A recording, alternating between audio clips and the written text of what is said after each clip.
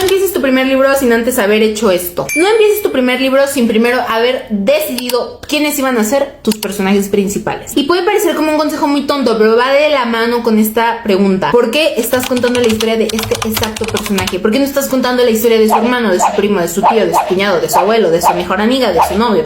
¿Por qué esta personita tiene que ser la que sea la líder de la historia? Escribe la premisa, la pregunta clave, qué es lo que quieres lograr con la historia.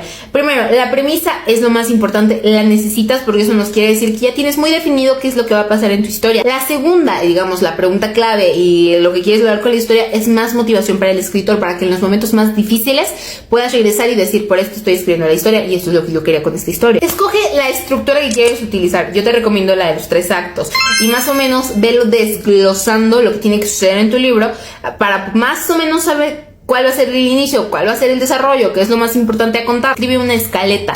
Esto te va a ayudar completamente para que ya el proceso de escritura sea simplemente eso, escritura, y no tengas que estar como diciendo de a ver, ¿qué fue el último que escribí? Y entonces, ¿qué sigue? Y entonces, ¿cómo le puedo hacer? Y entonces, ¿cómo cierro este conflicto? Y entonces, ¿cómo demuestro esto? No, ya con la escaleta ya esto está pensado, planeado y perfeccionado. Por último, en base a esto, yo te recomiendo que hagas las fichas de tus personajes, es decir, te recomiendo que primero como que acomodes tu historia y ya luego hagas todo lo necesario de los personajes. Estos no son obligatorios, son pasos que se llevan a cabo al momento de la planeación, pero que yo sí me he dado cuenta que hacen la diferencia entre que una historia sea muy fácil de escribir y que sea muy fácil de corregir y que la disfrutes más. Y también, si gustas y puedes, dale a seguir porque tengo muchos más videos acerca de cómo escribir tu primer libro.